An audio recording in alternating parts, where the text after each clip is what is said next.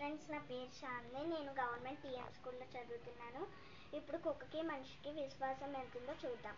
నేను చెప్పబోయే కథ పేరు how the dog found himself a new master. రోజుకో పాఠ నేర్చుకుందాం, సరేనా?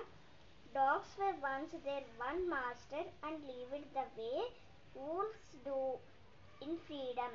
Until a dog was born who was well pleased with this way of life.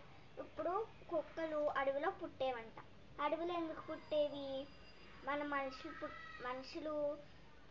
మనుషులు పుట్టక ముందు కొన్ని అడవిలో పుట్టేవి. అయితే he was sick and tried a wandering about by himself. ఇప్పుడు వాండరింగ్ అంటే ఇప్పుడు కుక్కలు ఉంటాయి కదా, అవి కుక్కలకి, ఊల్ఫ్కి, నక్కలకి, బీచ్కి భయపడేవంట. అవి తినడం కూడా మానేసేవంట. Looking for food and being frightened of this who were strong than he. ఇప్పుడు ఈ కుక్కలు ఆహారం వెతుకోవడానికి వచ్చినప్పుడు దొరుకుతాయి. ఆ దొరికినవి నక్కలు వచ్చి తినేస్తాయి.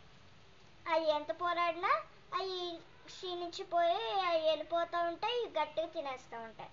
అప్పుడు స్ట్రాంగ్గా ఉన్న వాళ్ళ దగ్గరికి వెళ్తాను అని డిసైడ్ చేసుకుంటాను. ఓకేనా? పేరా చాలు.